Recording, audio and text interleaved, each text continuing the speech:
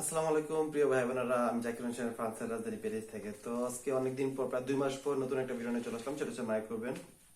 তো আজকে আমরা মাইক্রোওভেন রিপেয়ার করব এবং কি মাইক্রোওভেন রিপেয়ারটা দেখাবো এবং কি মাইক্রোওভেনের প্রোগ্রামগুলো আমরা আজকে শিখবো। আর আমার ভিডিওগুলো যদি আপনাদের ভালো লাগে থাকে, অবশ্যই আমার চ্যানেলটি সাবস্ক্রাইব করবেন, আমার লাইক দিবেন এবং কি আপনাদের মূল্যবান কমেন্টগুলো আমাকে ইনবক্সের মধ্যে আপনারা জানাবেন। আমি আপনাদের প্রত্যেকের কমেন্টের সঠিক জবাব দেওয়ার চেষ্টা করব। আর লাস্টে একটা কথা বলবো, সেটা হচ্ছে ফ্রিজ নিয়ে। তো ঈদের যেহেতু ঈদ চলে আসছে, কোরবানি ঈদ, ফ্রিজের ব্যবহার নিয়ে আজকে আমরা একটা কথা বলবো। তো ফার্স্টে আমি যে আজকে রিপেয়ারটা দেখাবো সেটা হচ্ছে মাইক্রোওভেনের রিপেয়ারিংটা আমরা এখন শুরু করবো। তো ফার্স্টে যে মাইক্রোওভেন রিপেয়ার করবো, আর মাইক্রোওভেনের মধ্যে যে সমস্যাগুলো হয়, যে মাইক্রোওভেন চলে, মাইক্রোওভেন গরম হয় না, মাইক্রোওভেন লাইট জ্বলে কিন্তু খাবার গরম হয় না, তখন আমরা কি করবো।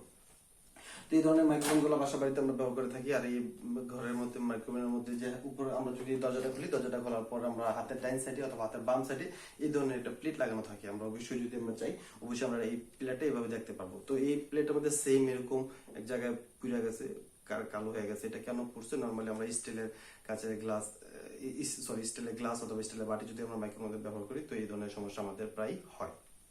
আমরা যেন মাইক্রোওভেনের মধ্যে স্টিলের কোনো বাটি অথবা কোনো গ্লাস ব্যবহার না করি। আর যদি এরকম আমরা কি করবো, তো আমরা এটাকে জাস্ট পজিশন চেঞ্জ করে দেবো। এই জায়গাটা আগে পিছনের অংশ ছিল, এখন এই জায়গাটা আমরা সামনের অংশ নিয়ে আসবো। জাস্ট আমরা এটা এভাবে চেঞ্জ করে দেবো। তো ওই পুরো জায়গাটা একটু চেঞ্জ হয়ে যাবে, জায়গাটা পজিশনটা চেঞ্জ হয়ে যাবে, তখন এটা আবার চলা শুরু হবে ইনশাল্লাহ। তো আমরা এটা করে দেখবো। আর যদি এর মধ্যে এটা বেশি পুড়ে যায়, একদম ভেঙে যায়, তখন আমরা এই ধরনের প্লেট থাকে, প্লেট আমরা সেম এটা বানায় নিয়ে আসবো। আর এই প্লেট গুলা নর্মালি ইন্ডাকশন ইলেকট্রিক চুলার মধ্যে এই প্লেট গুলা থাকে, অথবা ফ্রিজের যে কোনো দোকানে আপনারা যদি ট্রাই করেন, এই ধরনের প্লেট আপনারা অবশ্যই পেয়ে যাবেন। তারপর আমরা এখানে সেম এই প্লেটটা একদম এখানে রাখা ছুরিতে আমরা সেম পজিশনে কাটটা, তারপরে আমরা এটা এই জায়গাটার মধ্যে লাগাই দেবো, তখন এটা আশা করি হয়ে যাবে। এরপরও যদি আরো কোনো সমস্যা থাকে, আরেকটা সমস্যা, সেটা হচ্ছে যে ম্যাগনেট কয়েলটা। তো ম্যাগনেট কয়েলের মধ্যে যদি কোনো সমস্যা থাকে, সেটা হচ্ছে এই যে এই জায়গাটার মধ্যে যে গোল্ডেন যেই কালার যেই কয়েলটা দেখা যাচ্ছে, এই কয়েলটা যদি খারাপ হয়ে যায়, এটা যদি খারাপ হয়, তো তখন অবশ্যই আমাদেরকে দেখতে হবে যে এটা খারাপ হলে কিন্তু এটা কালো হয়ে যাবে, একদম পুরোটা কালো কুচকুচে হয়ে যাবে এবং এটা বিশ্রী একটা কালার চলে আসবে। তো এটা ভালো আছে, একদম ফ্রেশ আছে, এটার মধ্যে কোনো সমস্যা নাই, এটা আমি চেক করছি। এবং কি একটা জিনিস আপনারা চেক করতে পারেন, সেটা হচ্ছে এখানে যদি আপনারা কয়েল মাল্টিমিটার ম্যানুয়াল মিটার দিয়ে যদি আপনারা এই দুইটা তার মধ্যে লাগান, টিট করে একটা শব্দ আসবে, অবশ্যই ভালো থাকলে। আর এই কয়েলটা নর্মালি আপনারা এই জায়গাটাই খারাপ হলে আমরা চোখে দেখাতে বুঝতে পারি এবং আপনারা বুঝতে পারবেন। তো এটা আমরা তাও যদি খারাপ হয়, এটা আমরা ফ্রিজের যে কোনো পার্সের দোকানে এটা আমরা চেক করলে পাবো। আমরা এটা নিজেরও চেঞ্জ করতে পারবো, এটা একদম ইজি। জাস্ট দুই সাইডে দুইটা নাট থাকে, দুইটার পিছে নিচে দিয়ে দুইটা তার থাকে। তারপরে যে সেটা হচ্ছে আমি দেখাবো, সেটা হচ্ছে এখানে যে ট্রান্সফরমারটা থাকে, ট্রান্সফরমার সাইডে একটা ফিউজ থাকে, এই যে এই সাদা এটা একটা ফিউজ।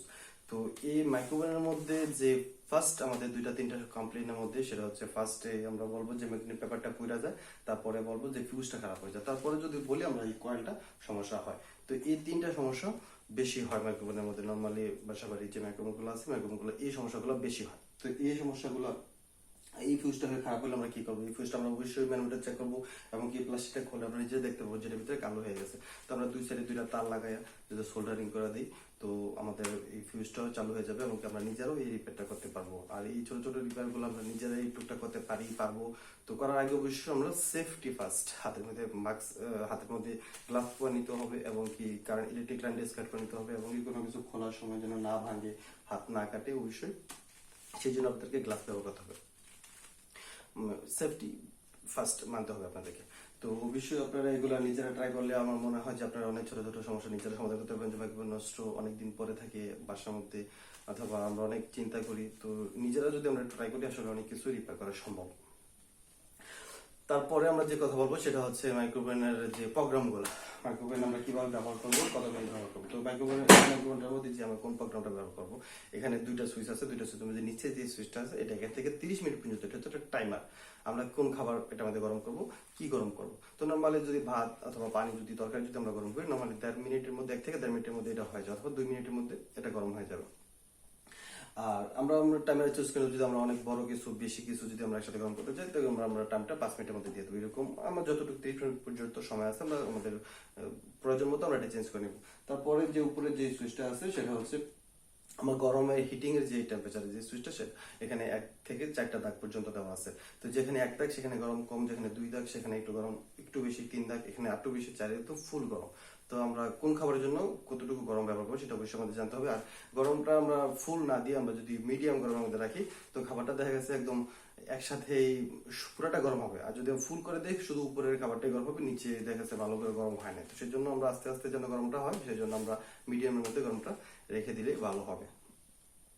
আর অন্য ধরনের আরো মাইক্রোওভেন আছে, যেমন এটার মধ্যে ট্যাকটাইল সিস্টেম, সামনে সার্কিট সিস্টেম। এটা অবশ্যই আপনার আলাদা আলাদা মাইক্রোওভেনের মধ্যে আলাদা আলাদা কোম্পানির মধ্যে আলাদা আলাদা সিস্টেম থেকে অবশ্যই আমাদেরকে জেনে দেখতে হবে। তো ম্যানুয়াল থার্মোস্টার, ম্যানুয়াল মাইক্রোওভেন গুলো এবং কি এই ধরনের বাসা বাড়িতে যে আমরা গুলো ব্যবহার করি এগুলো হচ্ছে এগুলোর মধ্যে এই ধরনের অপশন গুলো বেশি থাকে। আপনাদের যদি আরো কিছু জানা থাকে বোঝার থাকে অবশ্যই আপনারা আমাকে ইনবক্সে মেসেজ মধ্যে জানাবেন, আমি আপনাদেরকে প্রত্যেকের কমেন্টের সঠিক জবাব দেবো।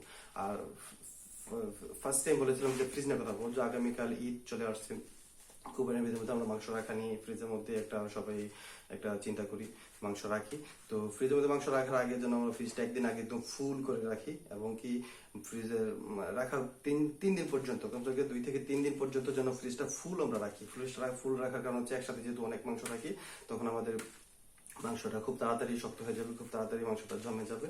তখন তারপর থেকে 3 দিন পর থেকে আমরা আবার আগের নর্মাল পজিশনে নিয়ে আসবো। যখন আমরা মিডিয়ামে রাখি, লোতে রাখি, অনেকে যে পর্যায়ে রাখি আমরা ওই পর্যায়ে এটা ব্যবহার শুরু করব।